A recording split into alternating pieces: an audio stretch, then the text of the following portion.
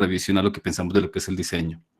Entonces, para arrancar este viaje, pues tratemos de pensar un poco en una persona que quiere hacer un paseíto. La persona ha estado trabajando durante muchos años en su vida y quiere hacer el viaje de su vida, decide comprar un tiquete aéreo. Comprando ese tiquete aéreo, pues entonces el personaje se monta el día de la fecha del vuelo, se sienta tranquilo en su silla porque sabe que delante, en la cabina del piloto, pues está ahí una persona entrenada que sabe lo que está haciendo, el avión toma vuelo, y apenas estás en vuelo comienzas a ver cosas que se ven un poco raras. Comienzas a ver que el avión se mueve mucho, ahí sientes con mucha turbulencia, tratas de estar tranquilo, pero entonces miras a un ladito y ves el motor como con humo, entonces ya la cosa no es como tan divertida, entonces ya estás inquieto, te paras, vas a la cabina, te asomas en la cabina, abres la puerta y lo primero que ves es un bombillito rojo que dice caliente, caliente, caliente, algo muy caliente por acá, te asomas a un ladito, no ves al piloto, no ves al copiloto, ya estás sintiéndote muy mal, te das la vuelta y ves que el piloto y el copiloto llegan embriagados a la cabina. Entonces vamos a cortarla ahí. Y quiero arrancarlo de esta manera porque si nos ponemos a pensar en esa situación, debe ser un poco estresante estar viviendo esas vacaciones. Pero si cogemos la velocidad de esa aeronave y la multiplicamos no por 2 ni por 3, sino por 120 veces. Si nos asomamos a la cabina y vemos la gente que está ahí sentadita en esa aeronave y la multiplicamos por un factor de 45 millones, estamos hablando de este pixelcito que estamos viendo aquí, que es la vista del planeta Tierra, en ese giro tan interesante que nos regaló el Voyager cuando iba saliendo del sistema solar, cuando yo creo que cerca de uno de los aros de Saturno, creo.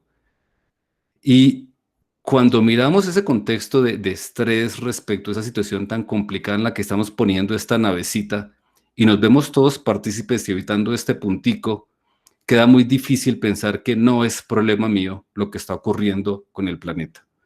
Es supremamente difícil imaginarse que toda la realidad que nos circunda, de hecho estamos viendo las noticias de Providencia esta mañana, es muy difícil pensar que lo que estamos haciendo, tocando nuestros ecosistemas y tocando nuestro planeta, no tiene que ver conmigo como diseñador y conmigo como creador dentro de este pequeño pixelcito que, valga la aclaración, dentro de todo este conjunto de píxeles que vemos aquí, pues es el único que está con capacidad de albergar vida.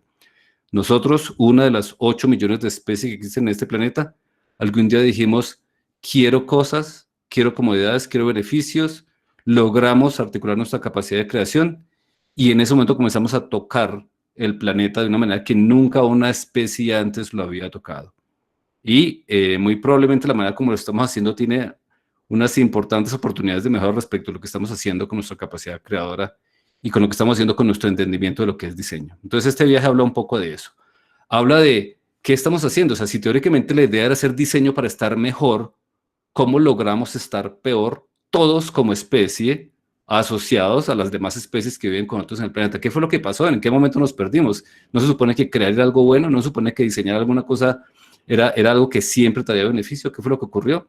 Es lo que vamos a tratar de reflexionar durante este tiempo de trabajo de esta conferencia. Entonces, básicamente, en la conferencia vamos a hablar de 3 lecciones aprendidas. La primera de ellas es que cuando nosotros creamos, hay un punto importante y es que tenemos un entorno donde esa creación, donde ese diseño tiene influencia.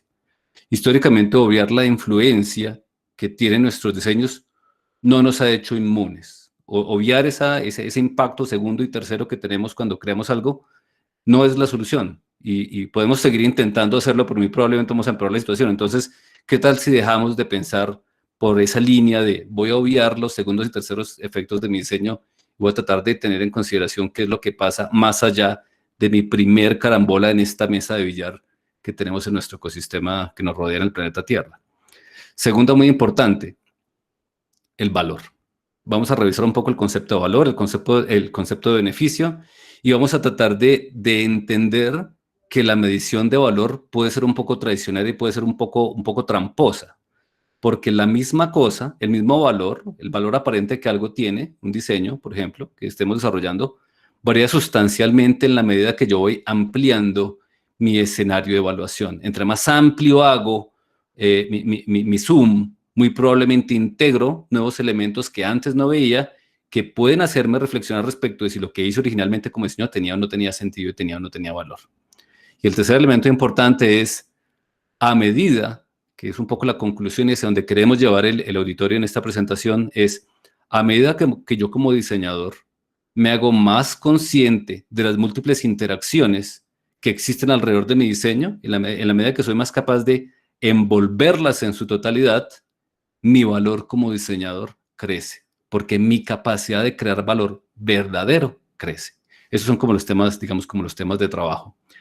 ¿Dónde arranca esto? O sea, ¿dónde arranca este tema de tocar? Pues obviamente hicimos muchas cosas en la historia de la humanidad, pero casi que un hito importantísimo que vivió la humanidad, se vivió casi que de manera desapercibida por allá por los 1600, donde se inventó la primera bomba de vapor, que era como la precursora de lo que más adelante, digamos casi un ciclo después, Watt popularizó como el motor de vapor, que básicamente le entregó al humano algo que nunca había tenido, y era la capacidad de multiplicar su fuerza. O sea, antes el ser humano se había sometido a que caminaba hasta donde se cansaba y cargaba lo que podía, pero cuando ya logró tocar, esa capacidad de transformar, realizar esa transformación de energía térmica a energía mecánica y ser capaz de multiplicar la capacidad que él tenía de su capacidad física, una gran cantidad de opciones de transformación de su entorno se abrieron y pues muy probablemente en la mente de todos esos pensadores y esos diseñadores de esa época, que fueron los que le pusieron el combustible a la revolución industrial, vimos como positivo y vimos como favorable el tema de ahora ser capaces de hacer cosas que antes no podíamos. El tema de tener capacidades que trascendían nuestro propio cuerpo y proyectaban nuestra intención más allá de lo que era capaz de hacer por parte de nuestro propio cuerpo. Entonces, ese es un primer punto. Cuando nosotros miramos si eso ha funcionado o no, entonces aquí tenemos un poco, Revolución Industrial fue 750, alrededor de eso, 800. Entonces, si miramos qué ha pasado con la expectativa de vida de una persona, o sea, con lo que solíamos vivir, con hasta qué tanto tiempo duramos en este planeta, y lo comparamos también a la derecha con lo que ha sido la posibilidad de una persona de acumular riqueza en el lado derecho, pues vemos que pareciese ser que la cosa funcionó. O sea, pareciese ser que la capacidad industrial en efecto nos generó una capacidad de mayor salud, mayor tiempo de vida en este planeta. O sea, nos permitió aislarnos de lo agresivo que era el entorno en contra de nosotros y de de resolver esas afectaciones que recibíamos del entorno. Y adicionalmente nos permitió hacernos a más riqueza. Entonces, en esencia, si uno hace la valoración, y volvemos al tema de los escenarios de valoración, si hago la valoración centrada única y exclusivamente en lo que a hoy es el ser humano y lo que percibe el ser humano de su entorno industrial y este entorno de modernidad que hemos creado, pues parece que las cosas van fantásticas, porque la expectativa de vida ha aumentado de una manera absurda y la capacidad de lograr mayores beneficios porque accedes a más riqueza que te viabiliza otras oportunidades también ha aumentado. Entonces, visto en este primer zoom, digamos, si tuviéramos una cámara, entonces hacemos un zoom pequeño inicialmente, donde vemos poco, vemos que pues parece que la cosa funciona. ¿Cuál es el tema complicado? El tema complicado es que las segundas y las terceras carambolas de ese diseño inicial, donde nosotros emanábamos gases, por ejemplo, y esos gases llegaban a una atmósfera que nosotros asumíamos que era perfectamente capaz de recibir cuanto quisiéramos botarle, cuando comenzamos allá a ser testigos de que años y años de trabajar en esa dirección de asumir, de tener el supuesto de que la atmósfera era capaz de asumir cualquier cosa que le lleváramos, nos llevan a entender que no, que tal cosa no era cierta, que si yo abro un poco más el espectro de análisis de qué fue lo que finalmente logré, sí en efecto construyó un beneficio que se suponía que tenía que mejorar lo que como especie obteníamos en nuestra experiencia de vida en este planeta, pero finalmente estamos llegando a un punto donde nuestras propias creaciones y el efecto segundo y tercero de nuestras propias creaciones es lo que está poniendo no solo en juego nuestra permanencia como especie, ¿sí? Uno de los ya mencionados 8 millones de especies, sino la de muchas más. Entonces, ¿cómo pasa eso? ¿Cómo pasó eso? ¿Cómo terminamos de tener una intención de lograr un beneficio a poner en riesgo nuestra propia permanencia en este planeta? Es el debate que queremos abrir, es el punto donde queremos llamar la atención a todo aquel que decida sacar su espada de la creatividad, con la cual puede hacer mucho bien, pero con la cual también podemos hacer, y de pronto históricamente lo hemos hecho, también podríamos hacer mucho mal. Entonces, este es como el punto, digamos, ese es el punto de arranque donde queremos iniciar este debate, porque digamos que hay figuras muy concretas, así como tenemos unas tendencias de mejora en la longevidad de las personas y en la capacidad de ingreso. Cuando miramos el impacto que tenemos a nivel de lo que pasa en el planeta, en términos de lo que está recibiendo como producto de esa capacidad industrial y como de esa capacidad de creación, es ya tan grande el efecto acumulado que nos genera riesgos. Y continuar con una línea de pensamiento a la que llamemos creación, ingeniería, diseño, o como quieran, como el término que quieran emplear, pero básicamente tocar la realidad, tocar la naturaleza circundante para generar un supuesto beneficio, va a tener que cambiar. Porque si no logramos entender en toda su completitud ese entorno que nos envuelve, y si no logramos integrar dentro de nuestras prácticas de pensamiento y de reflexión de cómo resolvemos problemas, ese gran ambiente que nos acoge a todos, pues muy probablemente vamos a querer estar generando beneficio cuando lo que podríamos estar generando es perjuicio para nosotros mismos y para nuestros congéneres. Entonces, en este punto quisiera dejarlos con Diego que nos va a dar una introducción hacia si ese tipo de pensamiento es posible y ha sido posible. Bueno, gracias, Jorge. Como les dije, esto va a ser un viaje, entonces hay sube y baja, hay turbulencia. Creo que Jorge subió al avión muy rápido y nos pegó al asiento y nos mostró algo que tal vez habíamos visto, pero cuando lo vemos con esos números, pues nos puede generar un poquito de estrés. Pero el tema también muestra que hay formas. Eh, y vamos a poner ejemplos. Yo creo que la forma más sencilla de entender el tema es con ejemplos. Para, seguramente para nadie que vive en este planeta es un descubrimiento que este tema de las redes eléctricas aéreas eh, es un dolor de cabeza para quienes la tienen que ver día a día. Normalmente cuando se desarrollan este tipo de proyectos, por más que sabemos muy bien que está trayendo un beneficio, porque sabemos que la energía eléctrica trae consigo desarrollo, trae consigo aumento en la producción, podemos mejorar en mucho sentido nuestra calidad de vida, nunca será cómodo y nunca será sencillo levantarme todos los días y ver esta infraestructura. Entonces, yo como diseñador me puedo imaginar que el beneficio y el valor que yo traigo al llevar energía eléctrica y al transmitirla de manera segura y confiable, pues ya, con eso cerré todo, con eso hice bien mi trabajo, puedo cerrar el computador todas las noches y sentirme tranquilo, pero sabemos muy bien que si nos ponemos en el lugar de esa persona o de esa comunidad que va a tener que ver todos los días esta estructura horrible que me genera miedo, que me genera disconfort y que paisajísticamente no es lo mejor, yo creo que la sensación sería distinta. Entonces, ¿cuál es el reto? Dale, Jorge, la siguiente.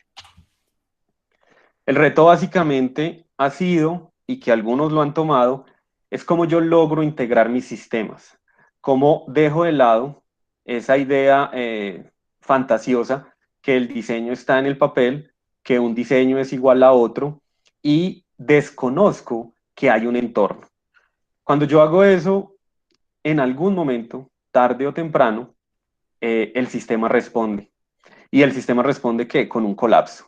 Pero si por el contrario yo me planteo la pregunta de cómo logro integrar mi sistema y cómo logro traer valor a los demás interesados, no solo a los que van, en este caso, a consumir energía, salen cosas como las que estamos viendo en este momento, que son dos simples ejemplos de cómo, básicamente los dos son en Estados Unidos, de cómo un diseñador o un equipo de diseño se planteó la pregunta de manera distinta y pensó en maximizar el valor de los interesados. Cuando se hizo esa pregunta, se imaginó que estaba pasando en el caso de la derecha por una zona cerca al Parque de Orlando, en la zona izquierda por un pequeño condado de Estados Unidos que adora el fútbol americano y se planteó la pregunta de manera distinta y sale este tipo de cosas que si bien podemos decir que tienen valores arquitectónicos, que fueron unos diseños estructurales que seguramente retaron lo que ya se venía haciendo, lo más valioso y el mensaje que nos queremos llevar en estos momentos está asociado a cómo yo me hago unas preguntas distintas y puedo obtener respuestas distintas. Dale, Jorge. Pero digamos que incluso puedo hacer un zoom superior y encontrar otras cosas mucho más maravillosas. Este es un ejemplo de un tanque de almacenamiento de agua. Yo creo que nadie de los asistentes dudará que el desarrollo de infraestructura de servicios públicos, en este caso de agua, trae un beneficio a la comunidad, que si estoy diseñando un tanque que almacene agua para verterla en el caso que la necesite y le brinde ese servicio esencial a la comunidad, ya estoy trayendo un valor, pero tal vez se me ha olvidado algunos lazos, como decía Jorge. Por ejemplo, este tipo de infraestructura, por sus condiciones, podría traer algunas condiciones de inseguridad.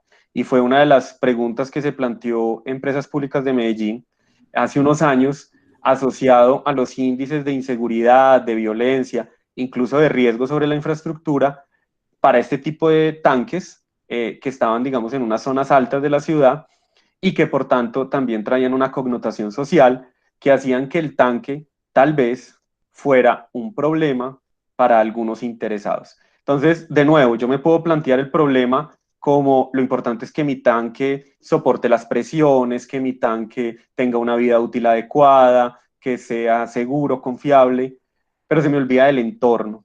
Entonces, tengo los dos escenarios, tengo el escenario donde me preocupa el tanque, el concreto, la fundación, el color, pero cuando yo me pregunto qué hace ese tanque para el beneficio de mis interesados, pueden salir cosas muy, pero muy bellas. Dale, Jorge. Para las personas que no son de la ciudad de Medellín, esto es una UVA, esto es una unidad de vivienda articulada que nace, gira y ojalá nunca muera en torno del agua.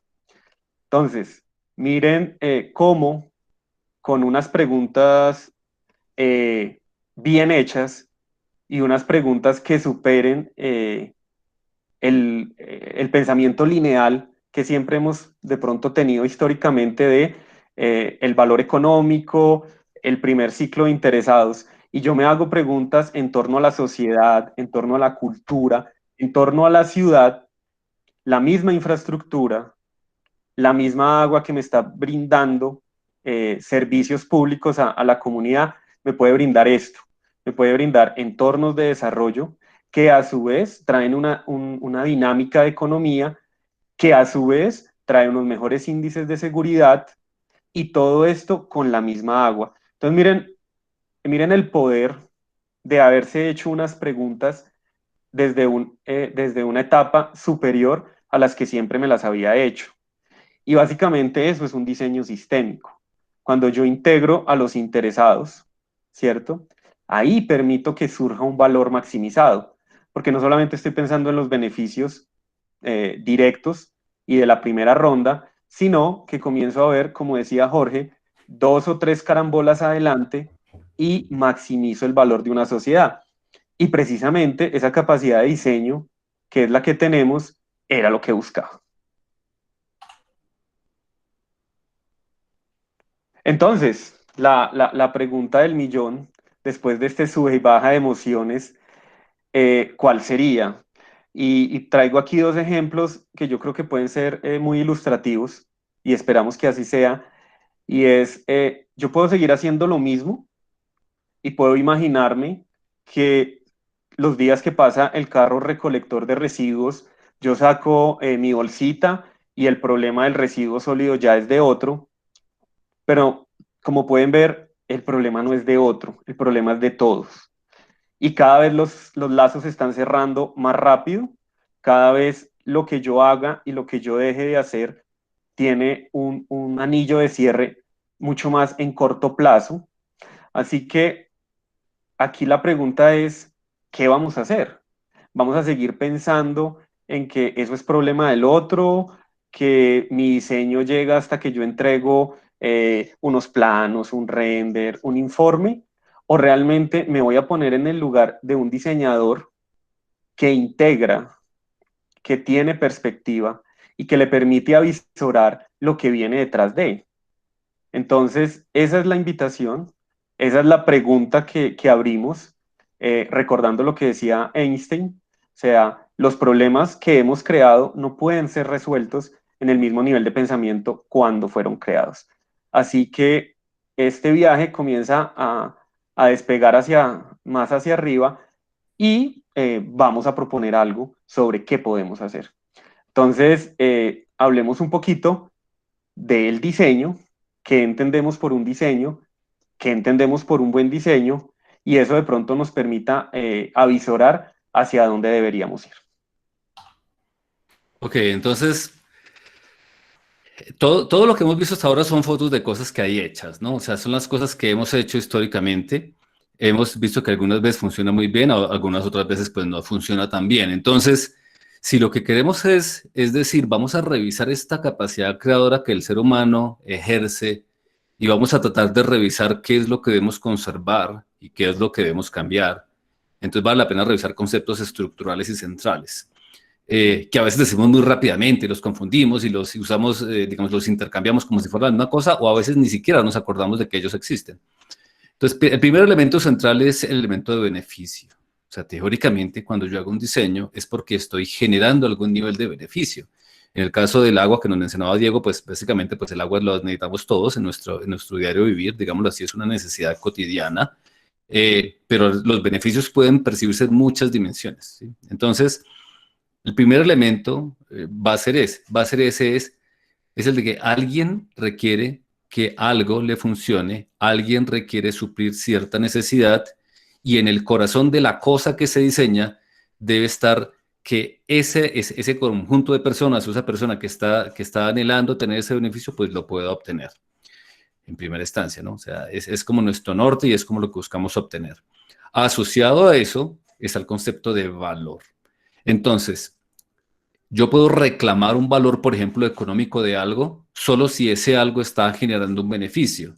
Y para saber si ese algo está generando un beneficio, pues no solo me suplo de la opinión de la persona que está siendo servida, sino me suplo de otros elementos, como lo que la sociedad entiende por valor. O sea, si tú miras, por ejemplo, el nivel de riesgo que tenía la primera aeronave que se hizo, la primera aeronave comercial, con los que recuerdan por la historia de los Comet y todo eso, pues se entendía que viajar era un tema glamoroso y riesgoso, y era como también la Fórmula 1 de los 70, donde en la temporada que no se mataba a un piloto, pues no era una buena temporada, pero socialmente vamos evolucionando y vamos entendiendo que de acuerdo a lo que percibe la sociedad, lo que nosotros definimos que tiene valor y que no tiene valor va cambiando. A medida que vamos evolucionando, ese concepto de ser, de darle esa figura de valioso a algo, ese apelativo de valioso a algo, va mutando y va evolucionando a medida que la misma sociedad va creciendo.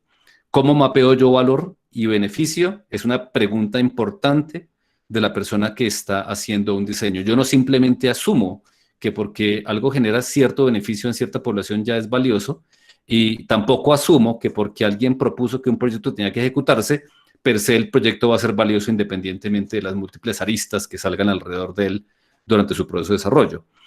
Y el último elemento que pienso que es el más importante de todos: las interacciones son las que viabilizan el valor. O sea, si tú pon la creación que tú pongas, piensa en tu celular o piensa en tu olla de hervir la leche. Si tú aíslas ese elemento de cualquier posible interacción, anulas completamente la posibilidad de que ese elemento entregue un valor. Y es obvio, ¿no? O sea, tengo un celular que no puedo usar, pues es obvio que no te sirve, es obvio que el valor desaparece. Pero entonces, en la otra dirección, ¿por qué no es obvio? O sea, ¿por qué no es obvio entender que además de esa interacción inicial, puede ser que alrededor de esa ollita de hervir la leche o alrededor de ese celular, con todo su ecosistema de tecnología asociado, estén dándose una serie de interacciones donde también se transa el valor? No siempre en valores positivos, sino a veces en valores negativos. Yo puedo estar transando valor en lo positivo, ganando valor, decidiendo, o sea, obteniendo cosas positivas de que ese elemento tecnológico exista, pero también si me pongo a mirar muy detalladamente, como vimos en el caso del ambiente, puede que haya una serie de interacciones que no están siendo atendidas, que el diseñador no considera como su responsabilidad, pero que cuando extiendes la evaluación hasta ellas, comienzas a ver que puede ser más el valor que destruyas que el valor que crees a los criterios actuales de tu sociedad, en tu entendimiento de lo que es beneficio y no beneficio. Entonces, lograr entender que la labor del diseñador no es una labor de mesa de diseño, donde yo me siento a trazar rayitas y a imaginarme lo que puede ser, sino que el diseño realmente es una labor de mesa de billar, donde yo tengo una cantidad de cosas que existen sobre la mesa, tengo que ser capaz de verlas todas ellas y tengo que imaginarme cómo van a interactuar todas ellas apenas yo decida con mi diseño impulsar una de ellas en cierta dirección y entender que todo se va a estar moviendo. Quizás podría estar mucho más habilitado para entender lo que debe ser un enfoque apropiado hacia el diseño que nos permita entender globalmente todo ese escenario de interacciones y tratar de asegurar que en cada una de esas interacciones regulo la interacción para que siempre se produzca valor y no unas interacciones me destruyan el valor que creo en otras. ¿Ok? Entonces, eso obviamente nos pone en una tarea muy difícil. Y es, si antes yo simplemente pensaba que mi labor como diseñador era sentarme en mi computadorcito, sacar mi AutoCAD, sacar mi calculadora y hacer un plano que le gustara a mi cliente, donde mi cliente me lo pagaba porque pues teóricamente había un contrato, de esos contratos fantásticos que nos inventamos, donde tratamos de simplificar las leyes naturales a 20 cláusulas que el abogado se inventó y tratamos de decir que eso es hacer diseño y que eso es hacer ingeniería.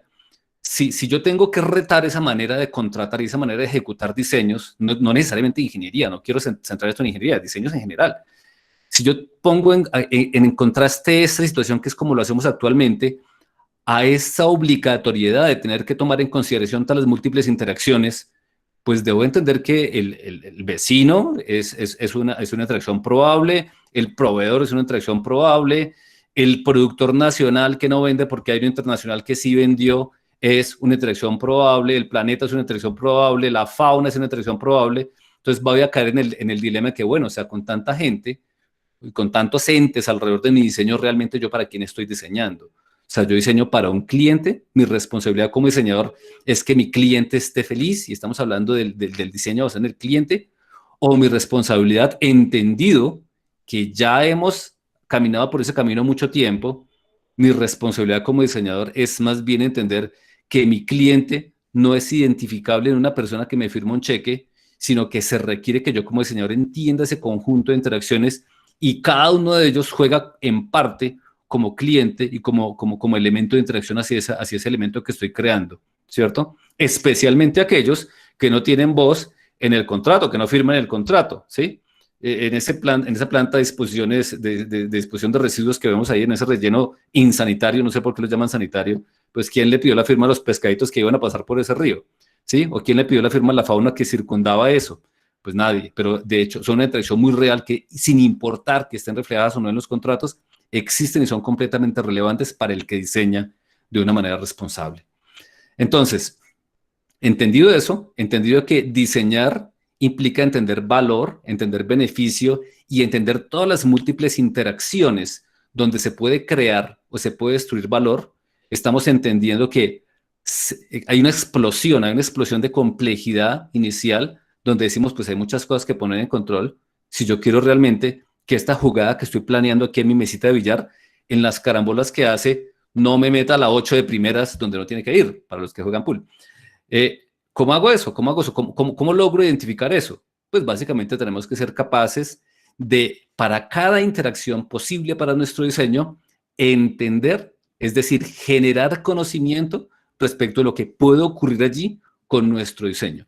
Entonces, ¿diseñar qué es? Diseñar es una labor de construcción de conocimiento y a medida que vamos construyendo conocimiento, vamos matando incertidumbre y lo hacemos de una manera disciplinada, organizada y metódica en todas las interacciones relevantes de nuestro diseño hasta que logramos disminuir la incertidumbre a un punto específico donde digo, puedo tomar mi primer conjunto de decisiones, entonces llegarás a la primera etapa de su diseño, haces tu celebras con tu equipo, vas y te comes un pescadito, lo que sea, vas a la siguiente etapa y etapa por etapa lo que estás haciendo es que estás destruyendo evolutivamente niveles de incertidumbre a través de la construcción de conocimiento. Y eso tiene y el entenderlo de esa manera tiene un gran elemento asociado.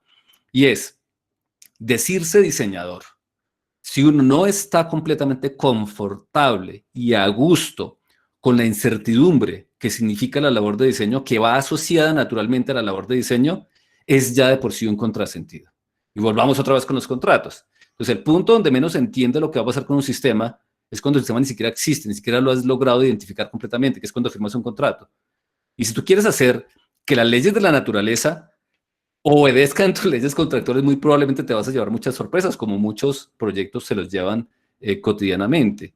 el decir que el diseñador es únicamente el ingeniero o el calculista o el sociólogo que va y sondea lo que pasa con la comunidad una vez que le pongan su represa, por ejemplo, o el que mira el puente o el que mira la planta de agua. Entender que son los que diseñan es un entendimiento insuficiente, porque si en este momento tenemos una oportunidad grandísima de diseño, es en el área legal. O sea, cómo el que concibe un contrato también está diseñando una estructura de interacción entre partes, donde ojalá esa estructura de interacción entre partes sea coherente con la labor natural del diseño, ¿sí? O peor aún, con el que hace presupuestos anuales. Y en el momento que menos conoce lo que va a pasar el año entrante, define un presupuesto y más adelante la empresa hoy mide es que ejecución presupuestal, ¿sí? O sea, ¿cómo estamos seguros de que lo que hacemos hoy en día corresponde con lo que nos imaginamos hace un año? Como tratando de mostrar que durante ese año nadie pensó y entendió adicionalmente nada, porque había que hacerle honor a la cosa que nos inventamos el año pasado cuando no entendíamos nada de nada. Entonces, miren que negar las interacciones y negar la incertidumbre solo nos lleva a desencuentros, mientras que abordar la tarea de diseño desde el conocimiento y desde el manejo con el conocimiento de esa incertidumbre y sentirnos tranquilos en esa, viendo cómo la disolvemos poco a poco con nuestra labor de construcción de conocimiento hasta que logramos habilitar procesos de toma de decisión, termina siendo un enfoque mucho más acorde con los retos propios de la labor de diseño. Entonces, ese es un punto de partida que de pronto va a ser más claro si Diego nos ayuda a entender un poco más cómo le metemos el diente a este problema de la incertidumbre.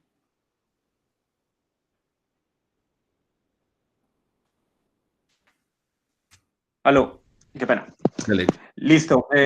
Jorge tocó un tema que yo creo que para todos es una palabra cliché que se ha vuelto muy común en estos momentos cuando estamos viviendo un tema de pandemia, pero que muy pocas veces nos sentimos a gusto pronunciándola, y es la incertidumbre.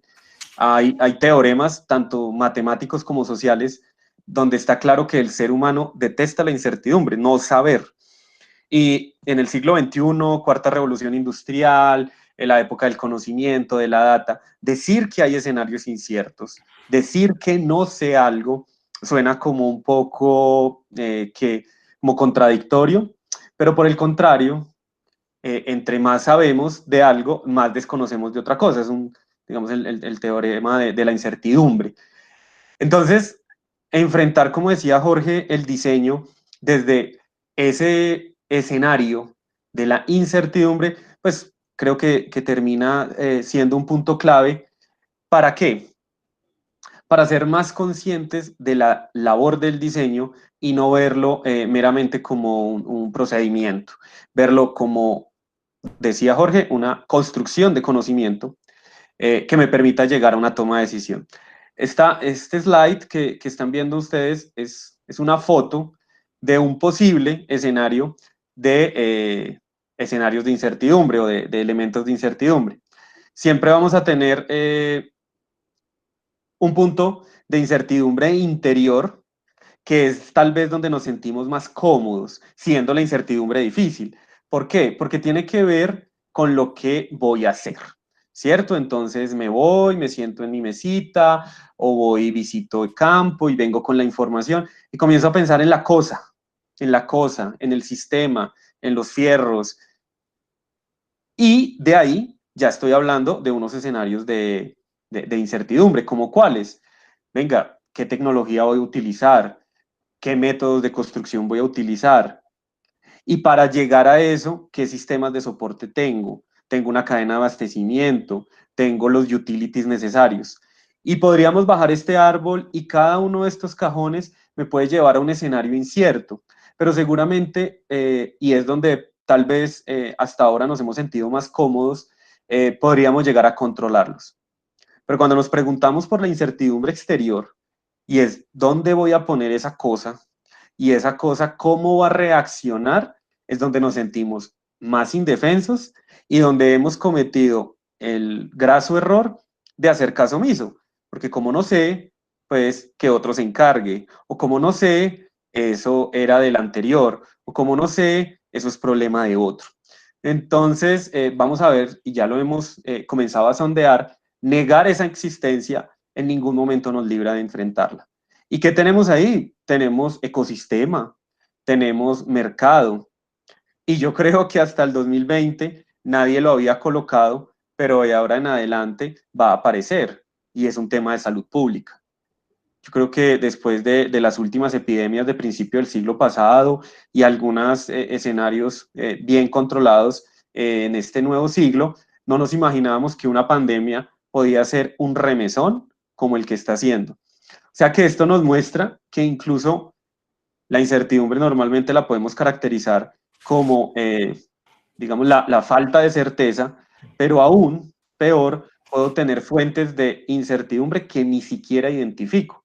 O sea que hay cosas que no sé, que ni siquiera sé que existen. Esto para tomar una foto de todo lo que yo me estoy enfrentando y todo lo que yo me debería enfrentar en el momento de acometer un diseño. Vamos a ver ahora un pequeño ejemplo de tal vez cómo nos imaginamos enfrentarse a este tipo de situaciones. Tenemos una gráfica para los que no son ingenieros, tranquilos, esto es una charla hecha por ingenieros para, ojalá, no ingenieros, sino para todo el mundo. Nos encantan las gráficas y nos ayudan mucho, entonces, tranquilos que seguramente será de mucha claridad. Jorge nos había hablado mucho del valor, entonces tenemos en el eje vertical el valor y en el eje horizontal el tiempo. Entonces yo comienzo o debiera comenzar con unas decisiones que bautizamos decisiones arquitectónicas, que me van a permitir luego pasar a algo que llamamos unas decisiones soportadas. Y por último, llegar a unas decisiones naturales. ¿Qué podríamos ver acá? Las decisiones arquitectónicas son las que más me aseguran valor. ¿Y por qué?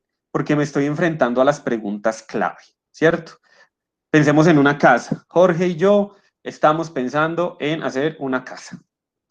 Entonces, antes de preguntarme cualquier otra cosa, pues Jorge y yo nos deberíamos preguntar, bueno, ¿y yo con esa casa qué beneficio espero?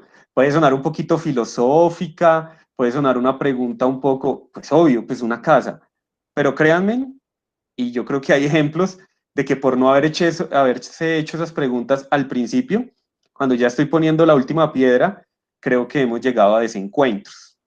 Después aparecen algo que llamamos las decisiones soportadas. Y esas decisiones que buscan destrucción de valor, igual, pero ya de pronto apoyado en lo que vamos a ver más adelante, y son los modelos. Entonces, ya hemos llegado con Jorge al acuerdo que vamos a hacer una casa de verano. O sea, esa casa no es para vivir, esa casa es para que cuando queramos pasar un fin de semana con las familias, vamos a ir allá. Entonces, acto seguido, yo comienzo a desarrollar unos modelos para terminar con algo que llamamos las decisiones naturales, que son decisiones, digamos que como su nombre lo indica, que fluirán de manera mucho más natural. ¿Cuál es el problema? Y lo vamos a ver más adelante, cuando tal vez me salto algunos pasos. Entonces, como pueden ver, al principio la pendiente de aseguramiento de valor es altísima y a medida que me voy moviendo, voy encontrando que genero valor, o sea, lo estoy asegurando, obviamente en una pendiente distinta. Ese, digamos que es nuestro planteamiento base, ese es un deber ser que nos imaginamos que me permite siempre tener una pendiente positiva. Pero vámonos a otro caso. Vámonos al caso en donde Jorge me dice, no, Diego, yo necesito saber cuáles son las cimentaciones, porque en Home Center hay promoción de concreto, hay promoción de hierro, y yo necesito saber cuánto hierro necesitamos. Sí, nadie nos dice que no, y entonces arrancamos con eso. Pero es muy probable, casi seguro, que vamos a llegar a un punto en el cual nos encontramos con esto. Y es que no podemos seguir asegurando valor. ¿Por qué? Porque hay unas preguntas y unas decisiones que no se pueden tomar porque no me hice las preguntas correctas en el momento correcto. Y eso simplemente se traduce en tiempo perdido.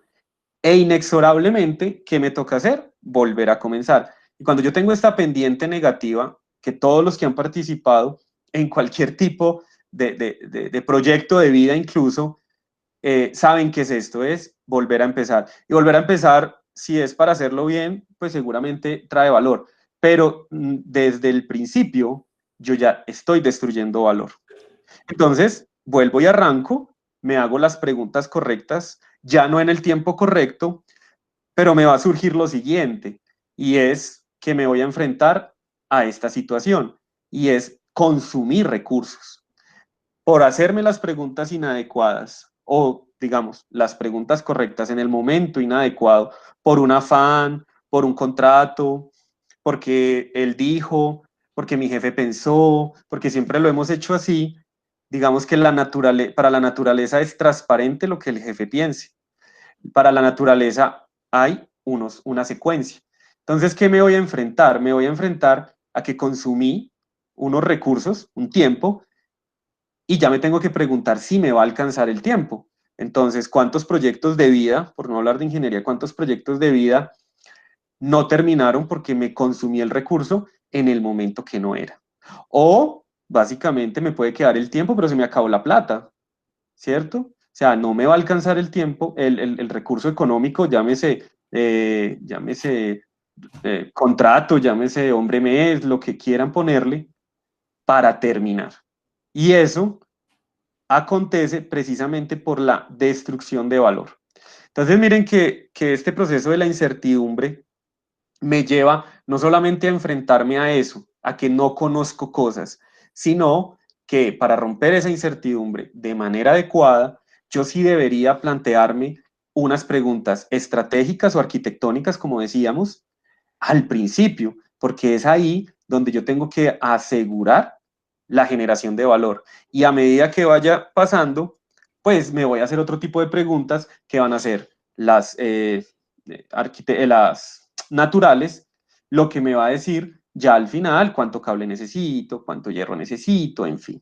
Entonces, miren que esto es un flujo de cómo me debo hacer las preguntas, pero hay un punto importante, y es que cada cajoncito que ustedes están viendo ahí me está llevando a la destrucción de incertidumbre, pero hay diferentes formas para llegar a esa destrucción de incertidumbre.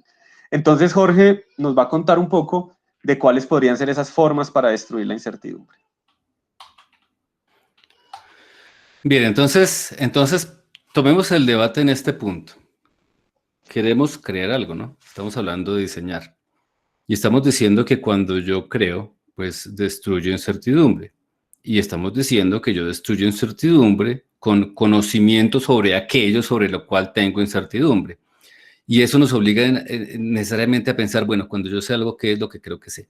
Entonces, si en este momento yo dijera jardín, muy probablemente, pues si yo me digo a mí mismo jardín, pues yo me imagino el jardín de la casa donde me crié, ¿cierto? Y muy probablemente cada persona que está escuchando esto, pues si alguien se quedó en un apartamento, entonces se imagina el jardín de la novia, porque en la casa de la novia era donde había un jardín. O si alguien fue a la casa de la abuelita que tenía una finca, entonces para el jardín es una cosa como de 5 hectáreas. O sea, cada idea que nosotros tenemos en nuestra mente, que es nuestro conocimiento natural, a partir del cual desarrollamos el conocimiento con el que diseñamos las cosas, digamos, está metido dentro de nosotros, está metido dentro de nuestra experiencia directa sobre la realidad o de lo que aprendemos de la realidad a través de su estudio, ¿cierto?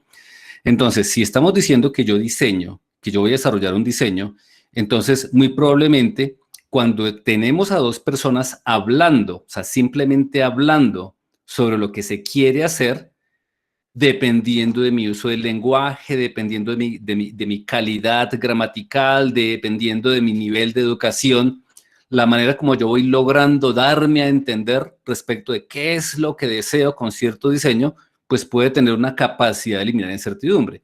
Entonces, me puedo sentar, supongamos que somos Diego y yo charlando respecto a la casa que queremos hacer. Entonces, pero lo que pasa es que Diego nos ha contado, pero Diego es francés y yo hablo español ahí medio descuadrado. Entonces, como que no nos comunicamos muy bien. Entonces, de pronto algún día se nos ocurre, pues pongámosle una servilletica a esto. Entonces, yo comienzo a rayar una servilletica, pero de pronto mis habilidades de dibujo no son tan excelsas. Entonces, de pronto mis monachitos no se entienden mucho. Entonces, básicamente lo que estamos hablando es de que a medida que yo voy adicionándole recursos de comunicación a esto y voy dándole canales paralelos de flujo al conjunto de ideas que hay en una mente para que esas ideas viajen a otra mente, estoy viabilizando que el mismo concepto caiga en esa segunda mente y active una serie de disparadores que, si bien no necesariamente son los mismos disparadores que estaban en la mente del que produjo la idea originalmente, tienen un valor infinitamente grande, y es que logran despertar dentro de esa mente que recibió la información nuevas evocaciones que, al ser comunicadas nuevamente de vuelta al primer emisor, van generando nuevamente nuevas evocaciones, y en ese tomar una idea y comenzar a rebotarla entre dos mentes es que comenzamos a construir conocimiento. ¿Y por qué comenzamos a construir conocimiento? Porque yo, como primer emisor, me valgo de las experiencias que tiene la persona con quien me comuniqué. Esas experiencias se me comunican a mí, complementan mi entendimiento de la realidad, y logro entender que cuando hablo de construcción de conocimiento, realmente estoy hablando de comunicación. Y estoy entendiendo que cuando yo me comunico, si me comunico bien o mal, estoy haciendo más o menos eficiente esta labor de destrucción de incertidumbre o esta labor de construcción de conocimiento. Y estamos hablando de dos personas, ¿cierto? Ahora, imagínese que el proceso de comunicación se da pues entre más personas. Entonces, finalmente, si yo empleo este recurso del diálogo y la servilletica, y eventualmente algún día llegaré a, a resolver la forma final que tiene mi diseño, ¿sí? Entonces, llegaré de alguna manera a entender que el tipo de casa que quiero es, supongamos que la casa que aparece en la derecha, ¿cierto? Ahora retemos el concepto. Solo hablar, o sea, solo hablar es una manera adecuada para construir conocimiento. Entonces yo podría decir, no, pues ¿qué tal si hacemos otra cosa? Lo que pasa es que no sabíamos que Diego era un bravo para el AutoCAD, y era un bravo para el render, y era un bravo para que, a medida que yo iba hablando, el personaje iba haciendo uso de ese nuevo lenguaje de comunicación, que además de ser auditivo es visual, y es visual con una muy alta calidad, con una muy alta capacidad de traficar información.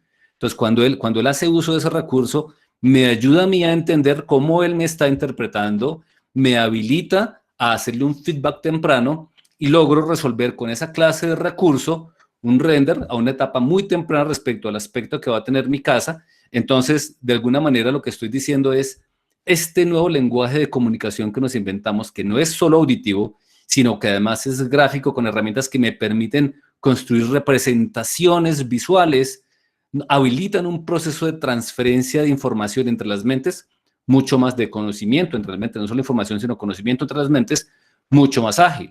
Entonces, de lo que estamos hablando aquí es, existe la necesidad de destruir incertidumbre, se destruye con conocimiento, y la manera de hacer que ese conocimiento fluya ágilmente es la comunicación, y dependiendo del lenguaje específico de comunicación que yo emplee, yo puedo hacer que ese proceso sea más rico en términos de, el proceso de comunicación sea más rico en términos de llevar ideas de un lado a otro, y por ende sea más expedito y más eficiente esta tarea de destrucción de incertidumbre. Entonces, el lenguaje y la expresividad del lenguaje que yo empleo juegan un papel fundamental en la tarea de diseño. Entonces, saber diseñar no es solo saber las ciencias básicas a través de las cuales yo construyo mis diseños.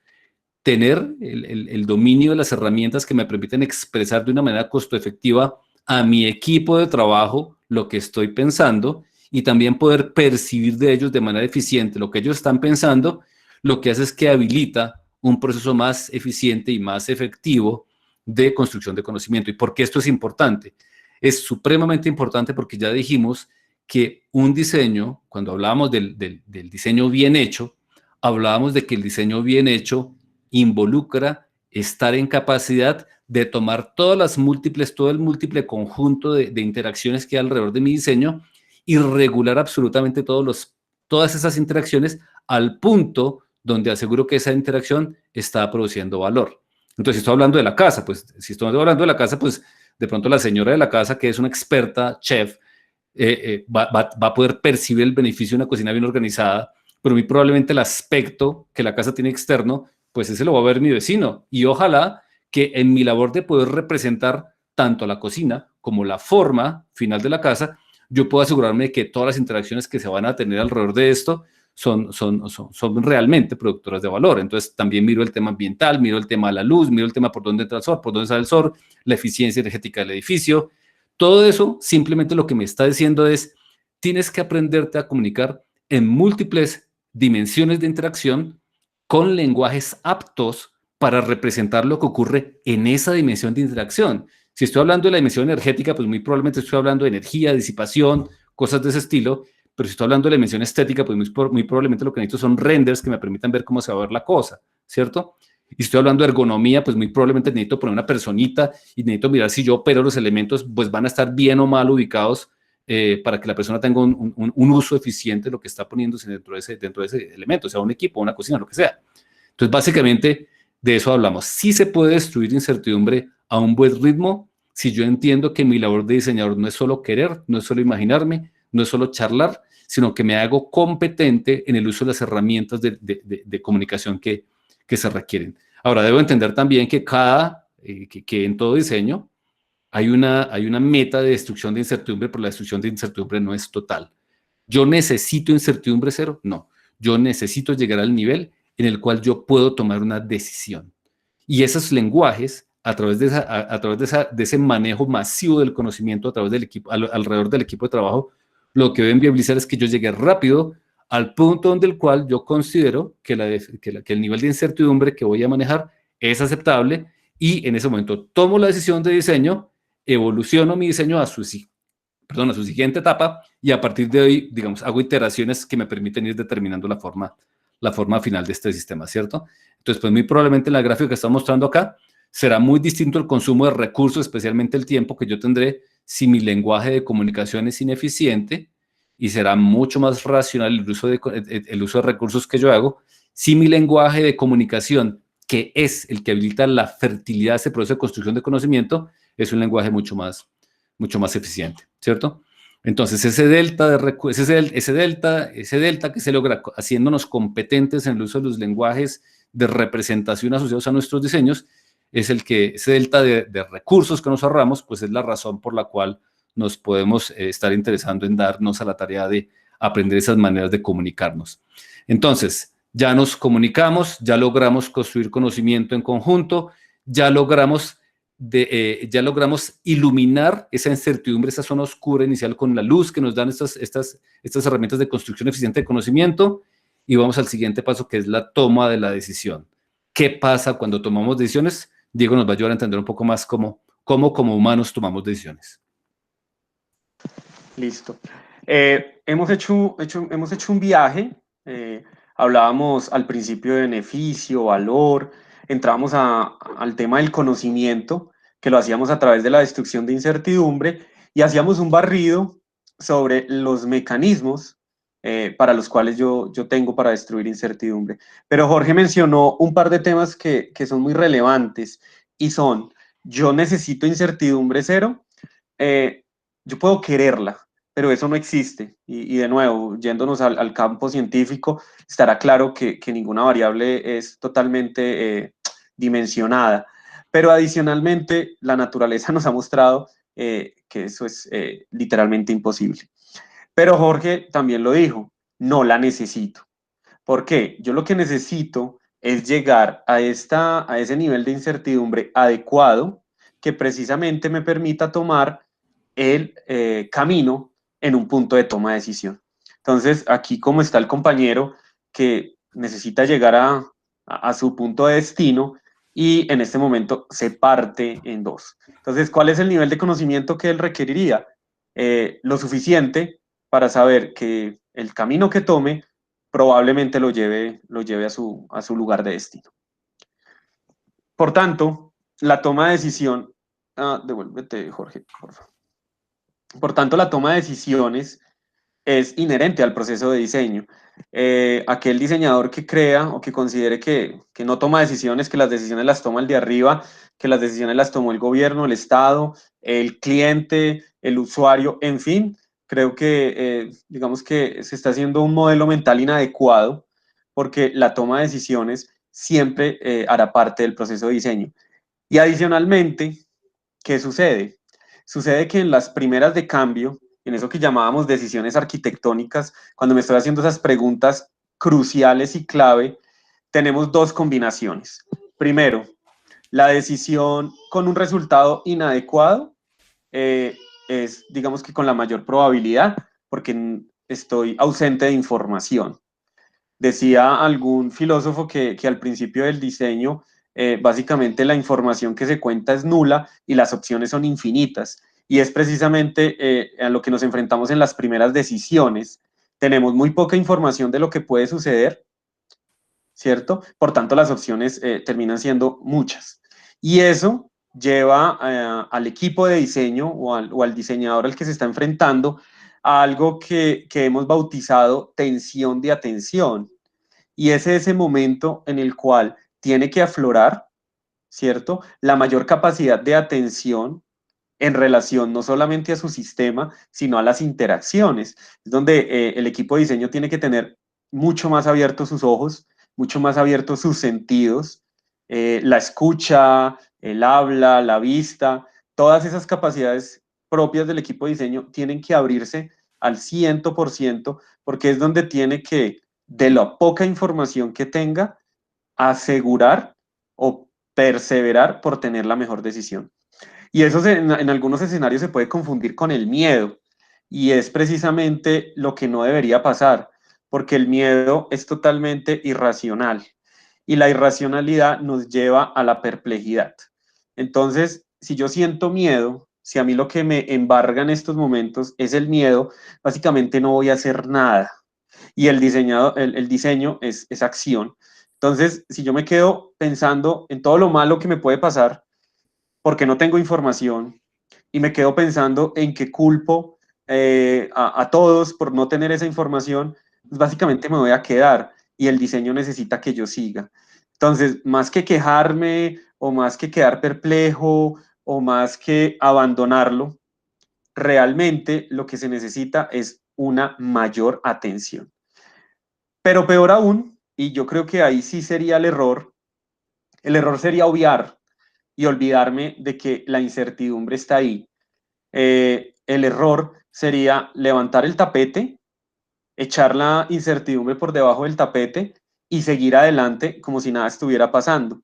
Porque, de nuevo, para la naturaleza, para los sistemas vivos y también para los no vivos, lo que yo crea o lo que yo quiera casi que los tiene sin cuidado. Ellos tienen una inercia y tienen un desarrollo propio. Así que el hacerme el loco y el taparlo y el decir eso después lo soluciona otro, ese sí sería el error. Entonces, la invitación, Jorge, sería a, dale a la otra lámina. La invitación es a afrontar, ¿cierto? Es a afrontar a esos riesgos. Aquí tenemos a la señora pensando, analizando si entra o no entra. Algunos podrán pensar que por qué no hace caso y simplemente no lo hace, pero tal vez está pensando que alguien querido entró o puede haber un motivante. Entonces, el tema de enfrentar el riesgo y de afrontarlo desde el principio es donde nace precisamente y donde emerge el carácter emocional del diseño. Y todo esto hemos pasado por el hacer, estamos en estos momentos en el saber, pero todo eso nos lleva de manera inequívoca a que precisamente diseñar es una actividad humana y donde fluye y donde debe aflorar las mayores capacidades del diseño es desde la persona. Entonces, si vamos a hablar de evolución del diseño, pues tenemos que hablar de la evolución del diseñador como persona y de un equipo. Así que le doy ya la entrada a la última parte de la presentación, en donde vamos a hablar un poco sobre el ser diseñador, que es el punto, creo que, neurálgico de este espacio. Ok, entonces como lo dice Diego, es como el momento cuchi cuchi. Entonces, a ver, supongamos que uno dice, son las 6 de la tarde, perdió Colombia, ¿qué voy a hacer con mi vida? Ah, ya se voy a mirar una charla de diseño, a ver si trato de mejorar mis skills a nivel de diseño. Entonces, sería muy decepcionante si la charla no propone una idea concreta respecto de qué es lo que estamos, no solo respecto de que hay que revisar la manera como estamos diseñando, sino respecto de en qué dirección estamos proponiendo que se revise ese rol del diseñador y que se revise la manera como el diseñador se entiende a sí mismo y entiende lo que hace cuando toca la naturaleza, porque ya vimos que tocar la naturaleza es algo delicado. Entonces vamos a partir de los innegables cuando uno está en una situación de diseño. Entonces hay unos innegables que son los que aparecen en este slide. ¿Qué son los innegables? Pues lo que es muy complicado de negar que existe, ¿sí? O sea, si estás hablando de que va a haber un diseño, pues pues esa cosa, que es el objeto del diseño, pues tendrá que estar presente, ¿no? Esa intención de diseñar alguna cosa está ahí, ¿no? Y es lo que nos ocupa como diseñadores. Está a la izquierda. ¿Qué hay a la derecha? Lo que sea que nos inventemos, lo que sea que diseñemos, va a tener un universo de interacción, pues, con nuestro planeta, empezando por aquí. Ahora ya vamos a Marte, entonces ya nos toca, en la próxima presentación nos toca hablar del sistema solar, porque ya va por allá va la humanidad. Pero pensemos por ahora en lo que es más cotidiano. Tenemos un universo de interacción que es todo nuestro planeta. Esa cosa que está en la izquierda, que es lo que no sabemos cómo vamos a diseñar, cuando exista o dependiendo de la forma final que le demos, va a interactuar con elementos de esa cosa derecha, entonces no puedo negar ni el de la izquierda ni el de la derecha. ¿Qué hay arriba en el centro? Hay un espacio, y nos gusta poner las estrellitas porque dan la idea de inmensidad, hay un espacio de diseño, y es cuando se te encomienda la tarea de diseñar, pues realmente hay un espacio multidimensional infinitamente grande de muchas cosas que podrías tú hacer. Alguna estrellita será siempre lo hemos hecho así, pero alrededor de esas hay una muy, muy grande cantidad de estrellas y una muy grande cantidad de alternativas que todas son susceptibles de ser navegables por el equipo de diseño. Entonces, ese es otro de los innegables. O sea, hay múltiples maneras de resolver las necesidades. Y el último de los innegables es que está el diseñador. Y el diseñador es una persona, ¿cierto? Y como persona que es ese diseñador y como persona que somos nosotros, él está sometido a las condiciones naturales de ser un ser humano, ¿cierto? Entonces, si el universo de interacción es muy grande, ese ser humano va a sentir, oh, este trabajo suena muy complicado. Si el espacio y diseño es muy complejo o es ajeno a él, va a decir, uy, no entiendo cómo tomar decisiones acá. Si la misma asignación como tal es una asignación retadora, el diseñador puede sentir estrés. Y si miramos el 100% de su capacidad mental, parte de esa capacidad va a estar procesando el diseño, pero otra parte, quizás muy importante, de esa mente humana que está diseñando, puede estar procesando frustración, o puede estar procesando miedo, o puede estar procesando ansiedad. Entonces, ¿cómo yo podría pretender que si el diseño es una actividad humana, es completamente inmune a lo que el diseñador tiene en su mente, especialmente cuando el diseñador tiene un puesto en una empresa donde le pagan si cumple X o Y condiciones propias de la cultura empresarial? Entonces, si vamos a verlo, realmente es una gran fortuna que un diseño funcione muy bien, porque es que hay muchas cosas, muchos ejes de variabilidad, muchos grados de libertad donde muchas cosas pueden salir no óptimamente. Entonces, ¿cómo organicemos esto un poquitico? Entonces, pasan muchas cosas al tiempo. O sea, la cosa de diseñar pasa al tiempo, que el espacio de diseño pasa al tiempo, que el mundo con el cual va a interactuar ese diseño.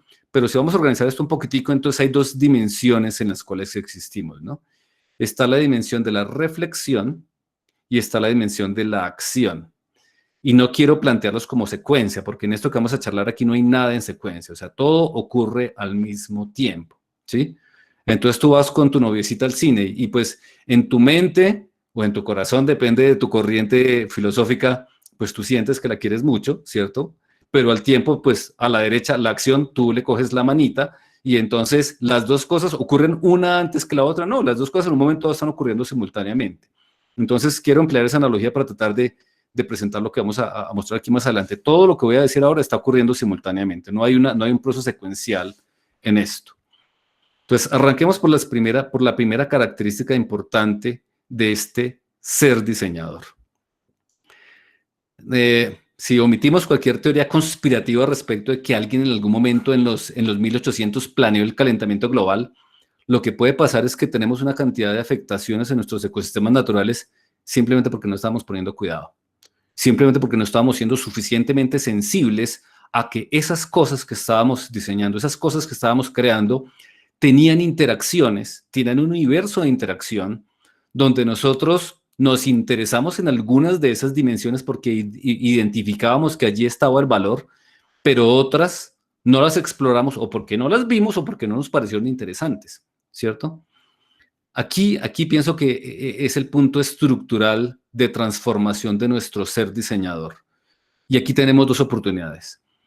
Yo me hago capaz de convertirme en la cosa que diseño al punto que yo siento lo que mi creación podría sentir, al punto que yo soy capaz de proyectar todos esos elementos que existen alrededor mío, ¿sí? Haciendo el símil de la mesita de billar. yo soy capaz de identificar cuántas bolitas están en este momento sobre la mesa de billar, en qué posición están cada una de ellas, soy capaz de verlas todas, o únicamente estoy en capacidad de ver mi bola blanca y el sitio donde necesito que se dé la carambola. O sea, estoy pensando en un bola-bola y estoy ignorando el resto de la mesa de billar, sabiendo que hay bolas que pueden estar interfiriendo con la trayectoria que yo deseo lograr, o estoy en capacidad de ver desapasionadamente y tranquilamente todo el juego, toda la mesa, y soy consciente de toda ella. Y aquí obviamente nos enfrentamos con un tema muy... La frase colombiana es, eso no se complique. Esa es la frase más común que yo escucho en estos escenarios. Y tratamos de poner al mismo nivel la simplicidad que la simpleza.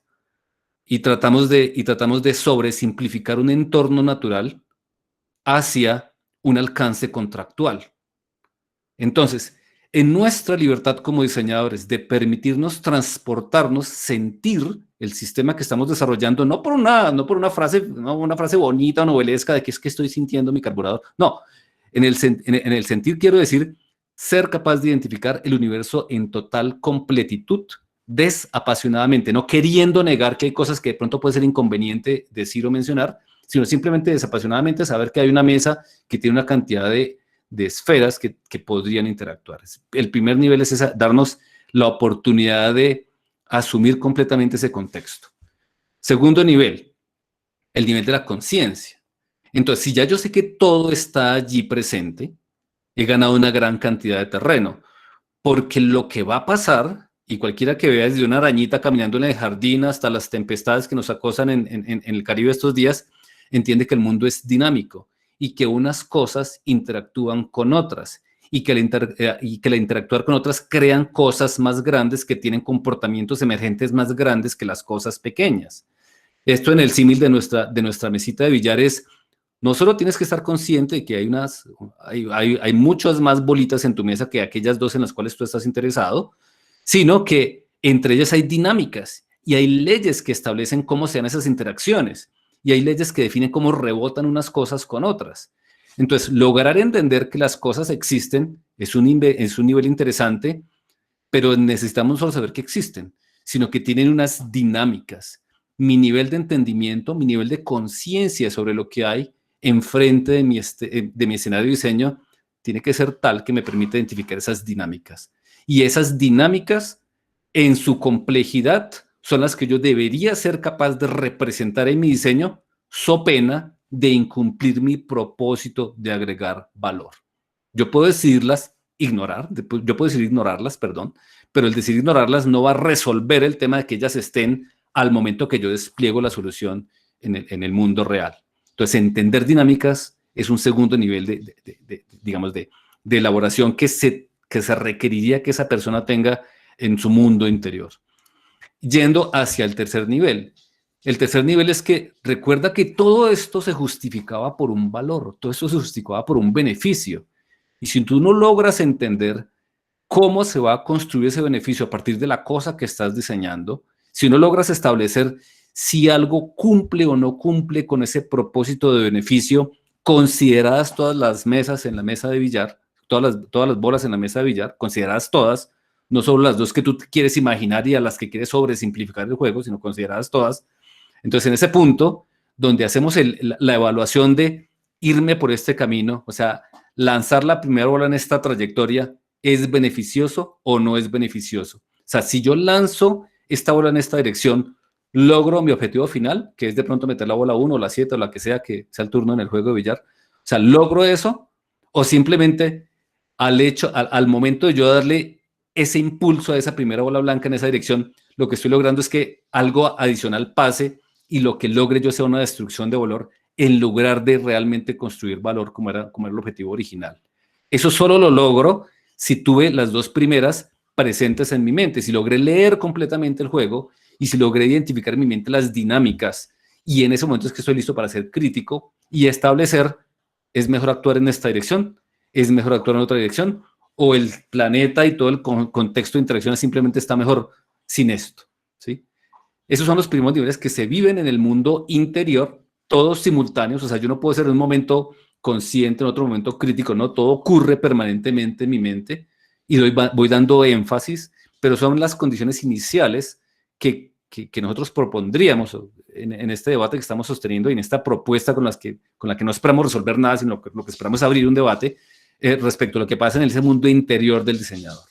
Entonces, con esto presente en el mundo interior del diseñador, tratando justamente de revisar esa manera como construimos, como concebimos nuestros diseños, ¿qué pasaría entonces ahora en esa manera como este diseñador interactúa con su entorno de trabajo?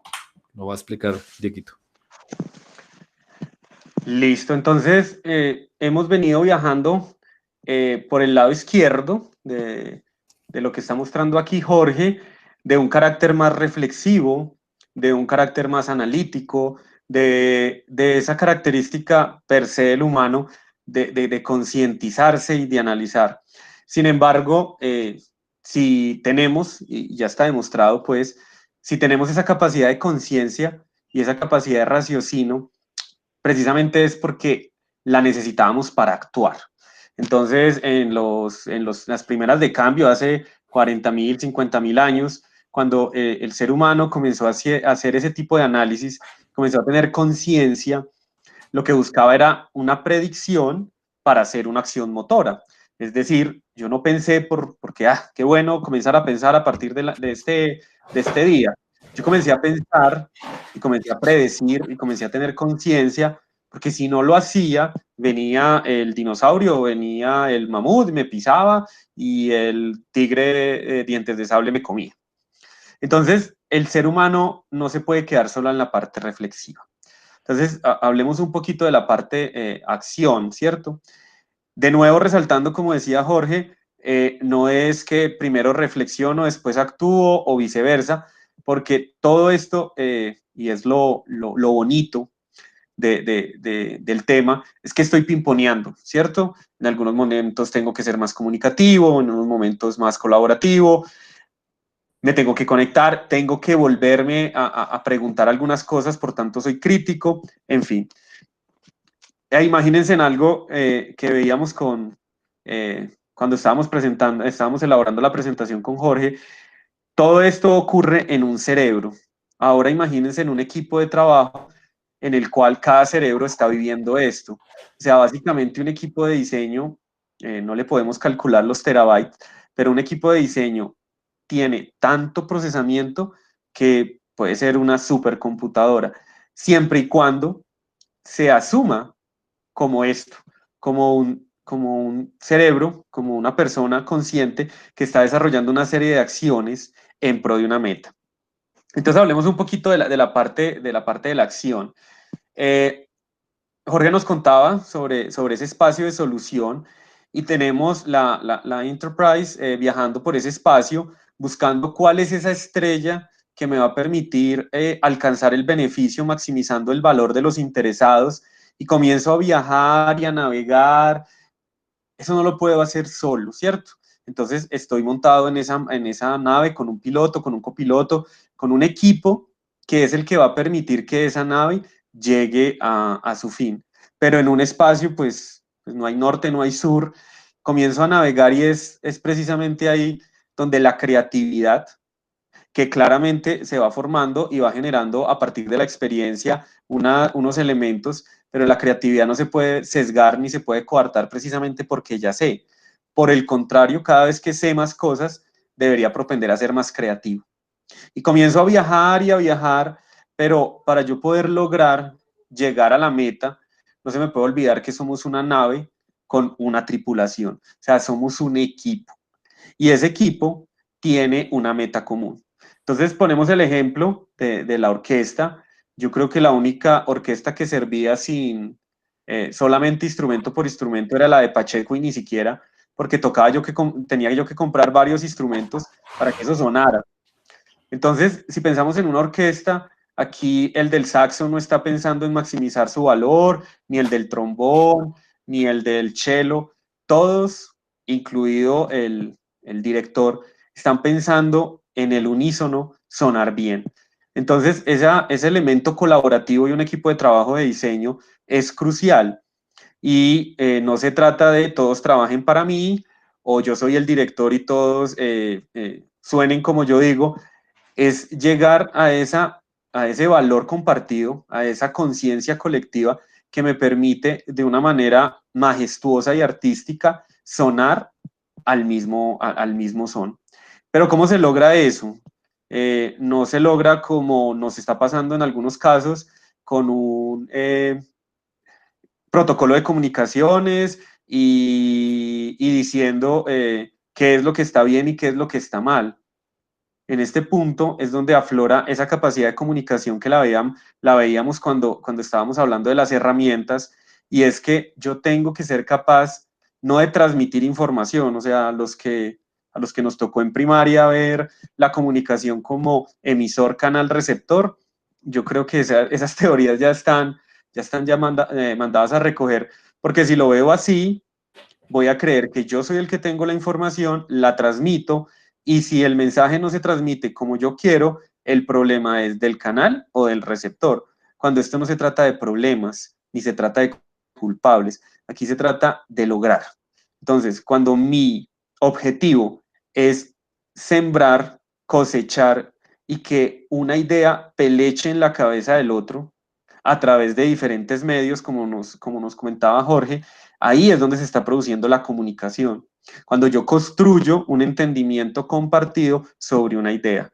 Y ese es uno de los retos, creo yo, y personalmente por la experiencia lo quiero compartir, es donde más se complica el tema, porque nos hemos creído el cuento de que hay uno que sabe más, de que está el experto, de que está el líder, de que está el responsable, y que de ahí baja la verdad revelada, y que él, ella o ellos son los que dan línea.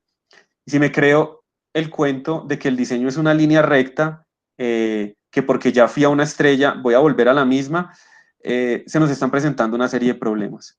Entonces, en la parte de acción, podemos ver el tema de la creatividad, que creo que para nadie es un secreto, debe estar en la mente del diseñador, pero esa creatividad no es sola.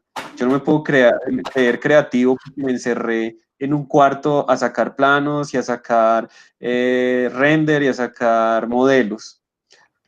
Para eso necesito un trabajo colaborativo y tengo que ser capaz de comunicar mis ideas.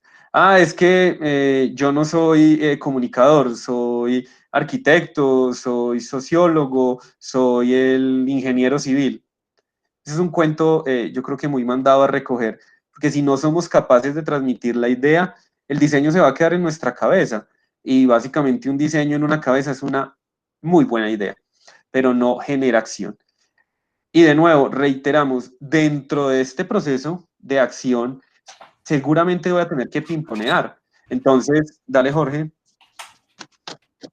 Aquí no se trata, aunque lo hayamos presentado, porque nos teníamos que poner en alguna línea de tiempo o en alguna línea de presentación. Esto no es un proceso secuencial.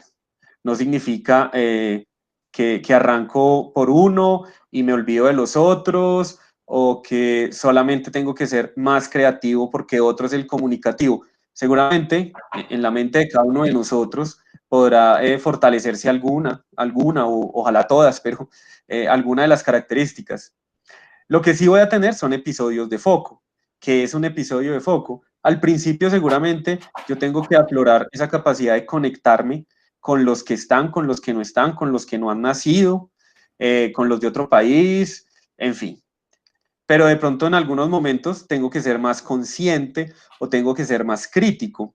¿Por qué? Porque son esos momentos en los cuales ya estoy tomando unas decisiones para las cuales ya tengo suficiente información para evaluar.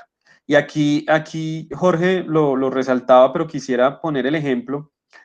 Esa capacidad de ser crítico se tiene que evaluar muy bien en el sentido, y pongo el ejemplo del amor o algún sentimiento semejante entre estar enamorado y poder amar. Y de pronto para algunos será un recuerdo de la juventud o de la adolescencia, cuando usted está sintiendo ese primer sentir enamoramiento, o en inglés feeling in love, ese idilio donde yo no le veo nada malo, donde si ella se ríe feo, eso fue en esta reunión, ya en la próxima no. Y no le veo nada malo, ¿cierto? Pero cuando yo comienzo a amar, sí, y los que crean en el sentimiento y lo evalúen así, sabrán que el amar es una cosa un poquito distinta. Y yo soy capaz de criticar, entiéndase pues, desde la buena palabra, para mejorar a aquello o aquel que amo. Entonces la invitación aquí es amar mi diseño, claro que lo tengo que amar, claro que me tengo que poner en el lugar de ese tanque que poníamos el ejemplo y mirar mi entorno y ser capaz de evaluar qué falencias tiene mi diseño y qué virtudes tiene. Mientras yo sienta enamoramiento o esté en esa parte idílica, ser crítico se me va a dificultar. Y por el otro lado, tenemos tanto las capacidades comunicativas, que es donde es uno de los mayores retos, porque tengo que poner en sintonía dos mentes, ¿cierto? Y lo mismo con la creatividad. Con la creatividad yo tengo que llevar un equipo de un punto A a un punto B, viajando por un universo de posibilidades, para lo cual yo no puedo creer que lo estoy haciendo solo y sería, digamos que, mal interpretado el tema de la creatividad, donde dice es esa invención y es ese eureka. No, la creatividad no necesariamente es eso, y peor aún, creer que es un proceso autónomo. Esto para dar esa vuelta completa y darnos cuenta de que nos tenemos que estar moviendo de manera muy ágil, de una manera recurrente y que no es lineal. Por el contrario, es un proceso iterativo que obviamente tiene un foco y que nunca se nos puede olvidar, y es precisamente el alcanzar el beneficio y con esto ganar valor, pero que no me lo puedo imaginar como A más B igual a C, porque la historia nos ha mostrado que no. Entonces, este viaje, que ya está a puertas de terminar, nos lleva a un punto que es tal vez uno de los puntos clave que quisiéramos como plantear al final de esta. Ojalá haya sido diálogo, ojalá no haya sido catedrático, ni mucho menos, ese no era nuestro objetivo. Nuestro objetivo era plantear una historia que llega a este punto, y llega al punto en donde te sientes mareado, vas al doctor y el doctor después de unos exámenes te dice, señor, señora, usted tiene una enfermedad llamada diabetes. Entonces, el doctor le cuenta, te metes a internet, lees un poco, tienes un amigo que tiene diabetes, te cuenta un poco la historia, y estás en un momento en el cual, de antes de saber de la enfermedad, ahora has adquirido o has recibido información que podemos decir te hace un conocimiento distinto de la enfermedad diabetes que en este momento tienes. Pero hasta ahí no ha pasado nada. El hecho de haber leído sobre la diabetes, el hecho de haber escuchado al doctor, el hecho de haber hablado con tu amigo, no te hace ni que la enfermedad esté en un nivel mayor ni menor, posiblemente mayor porque ha pasado tiempo. ¿Cuál va a ser el punto de inflexión en esa enfermedad? Que tú tomes una decisión, sea cambiar tus hábitos de vida, comenzar a partir de ese punto a tener una dieta saludable, a hacer ejercicio, a tomar un cambio, o por el contrario, a hacerte el de la vista gorda, eso no es conmigo, un poquito no me hace daño, y básicamente seguir en lo que vienes.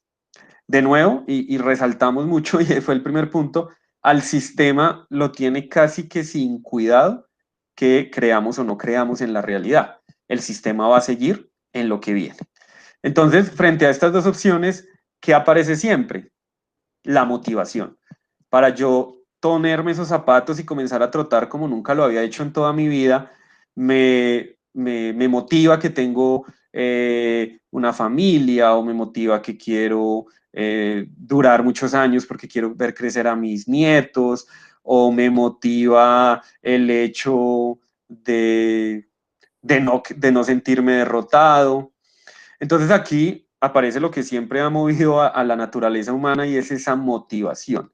Y sería difícil entrar en estos momentos a las más de 20 y algo de personas que están aquí y preguntarnos cuál podría ser la motivación de seguir en el status quo, sabiendo que al status quo nos amarran cosas bien importantes. ¿Por qué? Porque sí, muy interesante, muy chévere, pero mi jefe seguramente no le va a creer a esto. sí, muy chévere, muy interesante, pero eh, el cliente es el cliente y mi papita entra por ahí. Eh, Seguramente la Coca-Colita que están viendo ahí, las papitas que nos encantan, eh, son esas razones, llamémoslas en este momento, de peso, en torno a quedarme en lo mismo. Entonces, ¿cuál puede ser el otro lado que me invite a ponerme esos tenis y salir?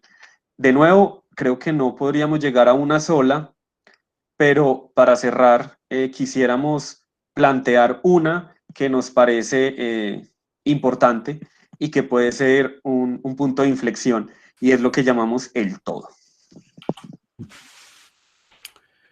Digamos que a este punto, pues digamos que está claro que todo lo que pasó en este planeta no pasó porque una persona lo hizo. Y tampoco pasó porque vino alguien de Marte y nos dañó el planeta. O sea, eso no pasó así.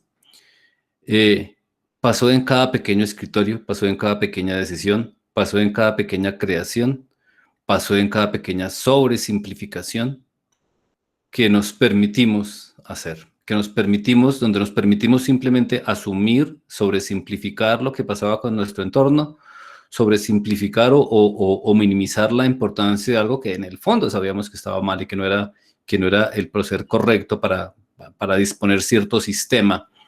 Y ejemplos de esos tenemos todos los que queramos, ¿no? O sea, no vamos a hacer aquí esto no vamos a volver el cierre de esto una diatriba contra lo que el humano ha creado, porque pues ya vimos que también ha generado un impacto supremamente positivo respecto a nuestro estándar de vida. Pero el punto central es que nos toca poner más cuidado, ¿cierto? El que inocentemente peca, dicen por ahí que inocentemente se condena, ¿sí?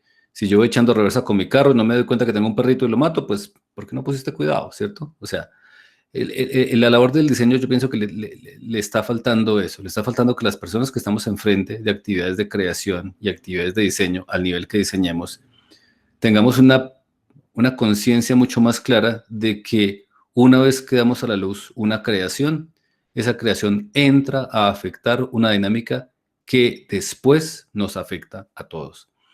Si nosotros logramos con esta charla motivar un debate, una reflexión interna, motivar un debate dentro de alguna empresa donde se llegue a pensar, oye, eso que me estás viendo de ejecución presupuestal, vamos a hacer una prueba ácida. O sea, ¿realmente tiene sentido lo que me estás diciendo? De que yo trate de forzar la realidad actual contra un supuesto que hice un año atrás, ¿eso tiene sentido? O sea, ¿debemos seguir haciendo cosas como esas? O sea, ¿se parece esto a lo que nosotros nos imaginamos de realmente poner en control las variables que van asociadas a algún diseño? ¿Eso tiene sentido? Este proyecto que estamos empujando y que en las noches cuando llegamos a la casa le decimos a nuestro esposo, pues sí, ya nos aprobaron el presupuesto y se va a hacer, pero pues eso no va a funcionar, eso va a ser una catástrofe. Pero seguimos haciéndolo. Entonces, en el escritorio de cada uno está esa mesa de billar. Y ojalá mañana cuando lleguen a su escritorio, donde trabajan en sus casas o si tienen que ir a las oficinas, vean esa mesa de billar y vean esas múltiples interacciones que están jugando y se sientan ustedes partícipes de la protección de ese pixelcito que vimos en el primer slide que termina siendo que es nuestro planeta Tierra, que es el único sitio donde podemos existir. Ojalá que esta charla les haya dado elementos para sustentar sus debates en sus equipos de trabajo, para tratar de refrescar la manera como se crea, para tratar de refrescar la manera como se diseña.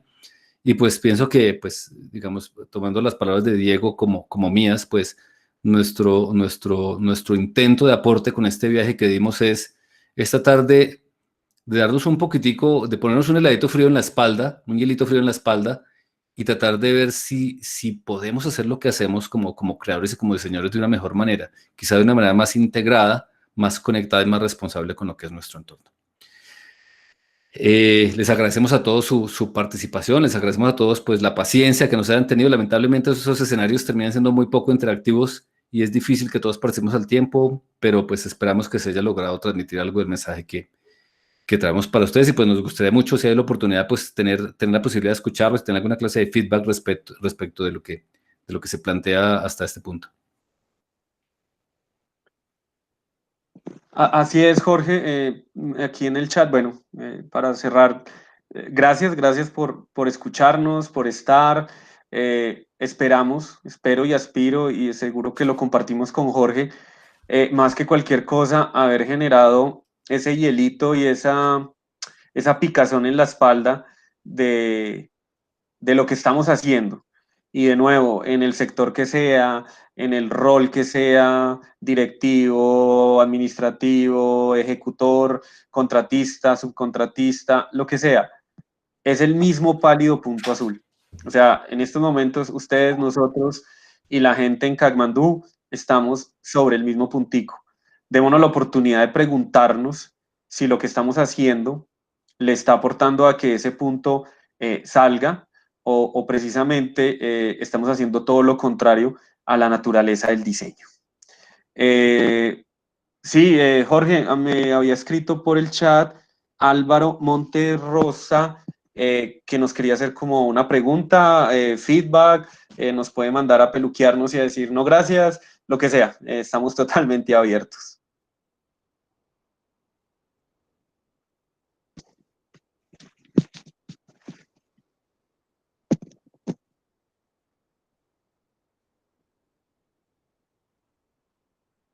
Dice Álvaro Monterrosa, que están de salida. En otra ocasión ya están de salida.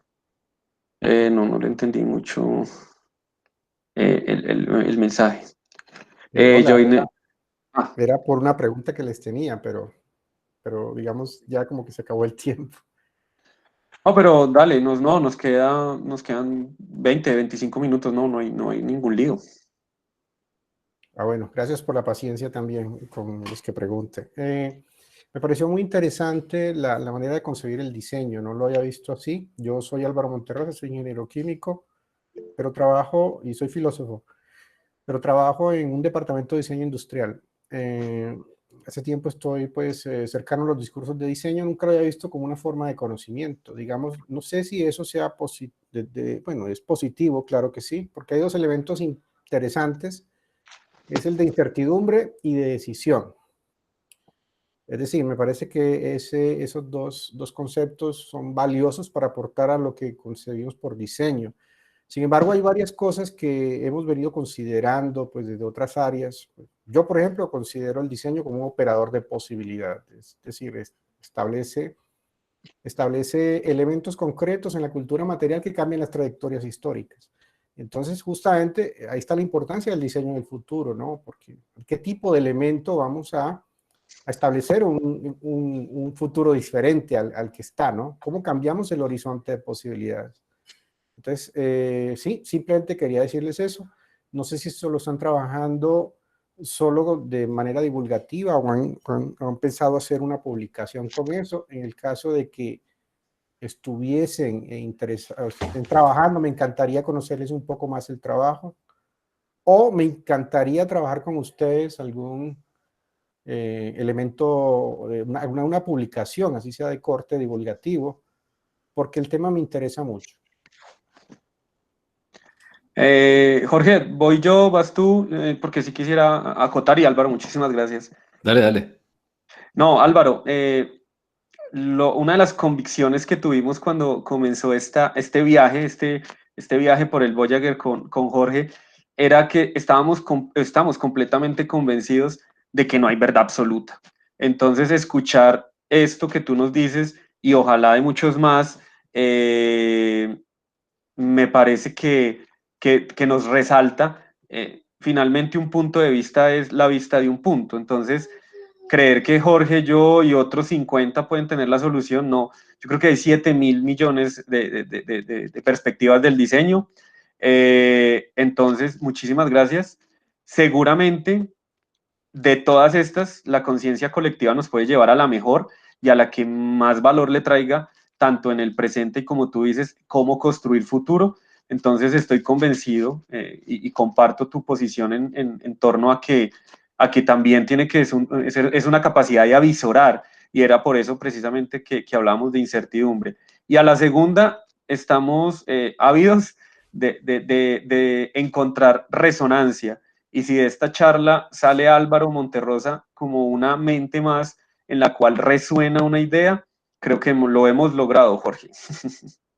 Me parece muy positivo haber escuchado un comentario. Pues no sé si haya más preguntas, pero sí me gustaría tomar esta oportunidad justamente para eso. Es es importante, pienso yo, en el punto que llevamos este debate, que más mentes participen, porque la transformación no se va a dar con que una persona tenga por allá una idea que quedó metida debajo del tapete. Eso no va a generar ninguna clase de transformación. Para mí hay un punto donde urge la transformación y es en aquellos puntos donde nosotros aprendemos a ser profesionales. Los que sean profesionales en algún campo, y no estoy hablando de universidad, estoy hablando del sitio donde nosotros nos habilitamos y nos hacemos competentes para hacer lo que hacemos.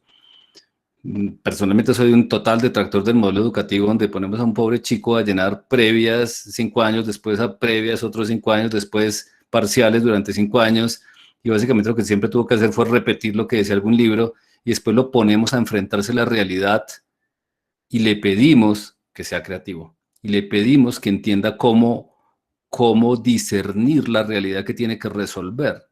Cuando fuimos completamente tramposos al prometerles que siguiendo un pensum de primaria, secundaria y universidad lo iban a lograr, cuando nunca tuvo nada que ver ese enfoque de desarrollo de ese ser humano hacia la creatividad con realmente ser creativos. Entonces, ese es solo uno de los puntos de trabajo. Otro punto de trabajo, tu supervivencia laboral. Realmente, si tú te pones a cuestionar el valor de los proyectos que tu empresa comete, vas a sobrevivir en una organización donde muy probablemente decir, jefecito querido, lo que a ti te gusta, a mí me encanta, puede de pronto ser lo que es una cultura dominante. Entonces hay muchos temas que como sociedad tenemos que pulir para realmente decir que esas cosas que estamos creando aportan un valor real cuando abrimos el escenario de exploración de su capacidad real de entregar valor. No simplemente una justificación para cobrar la quincenita el próximo mes. Entonces ese tipo de planteamientos pienso que es el momento que los pongamos sobre la mesa. Nuestra generación está perfectamente apta para dar ese debate y muy probablemente entre más enriquezcamos el debate con muchas mentes, pues será más interesante, ¿cierto? Listo. Jorge, hay dos mensajes que más que preguntas son comentarios en el chat. ¿Lo puedes ver? Sí, estoy viendo algunos aquí. Eso. Respecto a lo que nos comenta, aquí se me perdió, el de John Jairo Zapata. Me parece que la intención de concientización frente al medio ambiente se logra. Sin embargo, queda pendiente la discusión sobre el papel del cliente. No se les olvide que siempre se diseña para un tercero. No totalmente de acuerdo. Estoy de acuerdo con el escenario que planteas, John.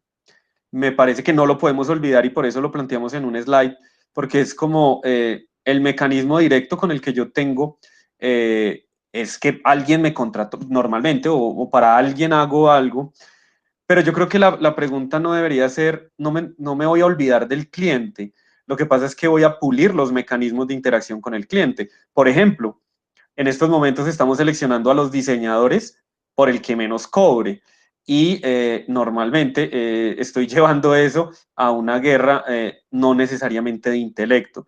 Entonces, más que olvidarme de que estoy para un cliente, porque no lo puedo olvidar porque por ahí ese es el valor transaccional de mi diseño, o sea, alguien está dispuesto a pagarme por una destrucción de conocimiento, pues no lo puedo obviar y decir, quite de aquí que a mí me importa son los arbolitos y los manatís, no. Pero entonces, ¿qué deberíamos hacer como sociedad para mejorar la interacción con el cliente y maximizar el valor? Yo creo que ahí sería el reto y no tendríamos la respuesta, no sé si Jorge lo tenga, pero yo no tendría la respuesta cómo. Lo que sí es que nos tenemos que sentar a ver cómo estamos haciendo la transacción del diseño y esa sería una charla de muchas más horas de si realmente estamos contratando o estamos transando adecuadamente el diseño. No sé, Jorge, ¿cómo lo ves? Ahí dijiste una palabra fantástica que es la palabra transacción. Entonces vamos a proponer aquí una fábula, tonta, ¿sí? Entonces yo soy un diseñador de casas y entonces un señor me dice, diséñame mi casa. Él es mi cliente, ¿cierto? Y te pago tanto. Entonces yo le digo, claro, estoy de acuerdo porque pues yo soy diseñador de casas y tú me pagas y pues puedo hacer una casa muy bonita para ti. Entonces después llega el segundo cliente y me dice, él es más agresivo como cliente, me dice, quiero que me diseñes una casa, pero me gustan las tejas de tu casa. Diséñame mi casa con las tejas de tu casa. Entonces ya me toca un poco más, porque digo, pues que como así, primero que todo te veo un poco atrevido como cliente, pero digo, pero bueno, pues si me pagas un poquito más, pues yo reemplazo mis tejas y te doy mis tejas. y te hago tu casa con mis tejas, ¿cierto? Y transamos hasta ahí, ¿cierto? Y después llega otro cliente que es más agresivo y te dice, ¿sabes qué? Quiero que me diseñes mi casa con las tejas de las casas de todos tus hijos. Y entonces ahí ya digo, es que como que esto ya por el dinero no me suena, o sea, como que ya pienso que la transacción se fue a otro escenario donde me estás llevando a un punto como cliente que yo no estoy seguro si quiero llegar allí. Porque cuando hacemos algo cuando evaluamos, por ejemplo, el consumo de recursos ambientales que tiene montar un proyecto, no difiere mucho de que estén usando mis tejas o las tejas de mis hijos. Eh, pero nos parece fácil transar sobre eso porque el entendimiento que tenemos como el que diseña y como el que pide el diseño, muy probablemente no es consciente de que esa es la transacción que se está firmando allí. Entonces, cuando hablamos de extender el perfil de diseño, estamos hablando un poco de eso, de si reentendemos nuestro ser como parte de un entorno más grande, quizás yo como diseñador no tenga que hacer cosas porque ciertos clientes van a dejar de pedirme esas cosas porque todos ya obtuvimos un nivel de insight, de entendimiento adicional respecto de lo que se tratan las implicaciones de nuestras creaciones. Pero definitivamente es un trabajo de crecimiento conjunto. O sea, no es que el diseñador sea ahora el todopoderoso creador de todo y el que se autoproclama como el sacerdote máximo que juzga a los demás, sino se trata de que visualizamos que los diseñadores, al ser los que ponemos finalmente la mano creadora sobre lo que después existe, somos los que tenemos una responsabilidad muy importante. Al tener ese poder de creación, tenemos la responsabilidad importante de orientar los procesos de discernimiento alrededor de esas creaciones.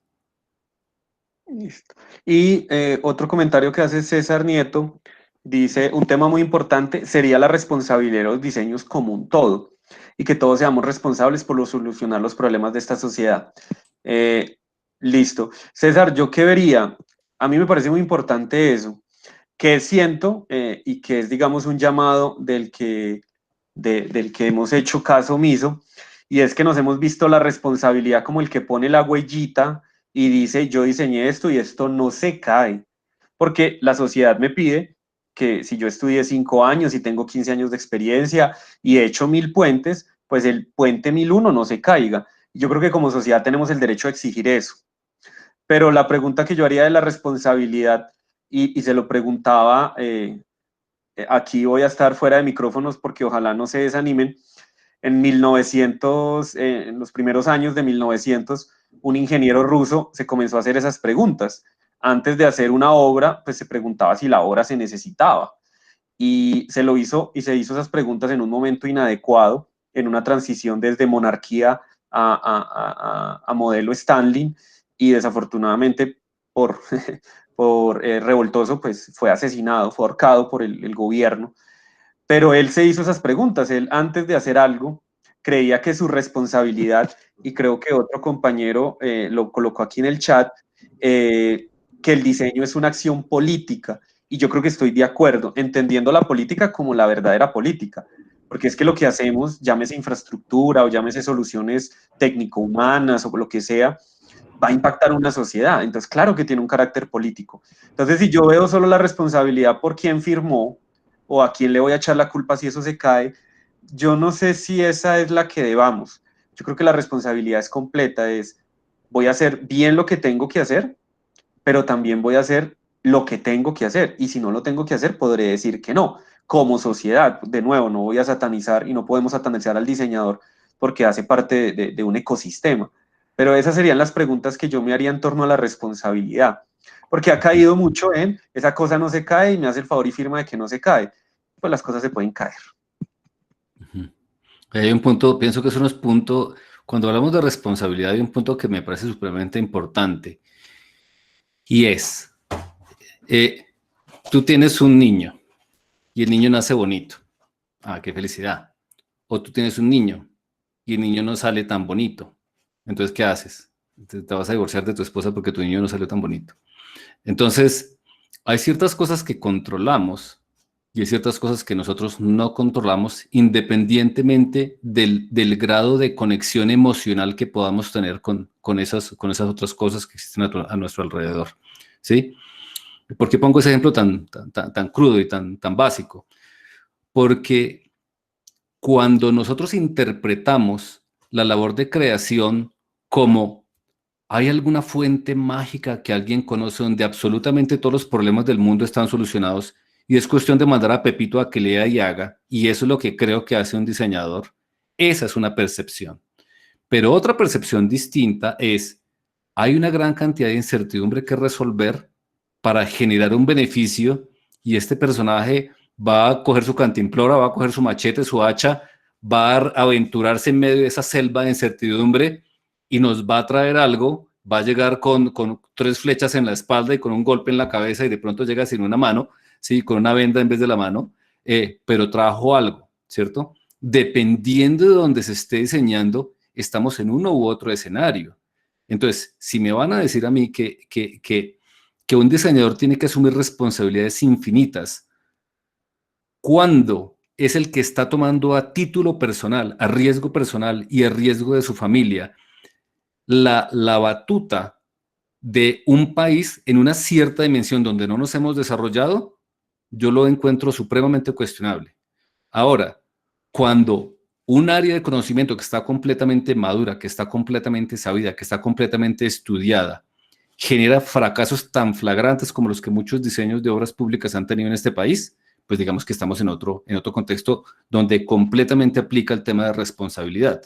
Entonces, poner a todos en el mismo pot, poner a todos en la misma canasta es lo que me parece un poco complicado, ¿cierto? Tenemos que saber en qué dimensión del conocimiento estamos jugando para saber qué es lo que tiene más sentido.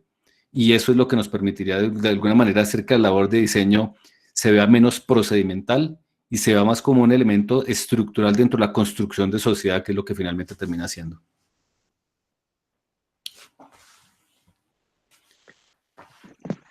Bueno, no resta sino agradecer tanto a los que nos hicieron las preguntas, nos las transmitieron, a los que asistieron y de nuevo, esperamos que ese pedacito de hielo que puede estar corriendo por la espalda no se derrita simplemente cuando cierren el computador o cierren el celular, sino que deje esa inquietud, deje esa reflexión y nos motive a actuar. Resalto mucho, el diseño es una acción, debemos tomar acciones y no esperar que venga otro u otros, porque estamos dentro del mismo puntico y resalto, es este punto el que, como decía Jorge, este avión si se estrella nos estrellamos todos, pero si sale a flote como lo ha hecho en situaciones, pues todos ganamos. Entonces, nos hacen la señal también Jorge, Edgar,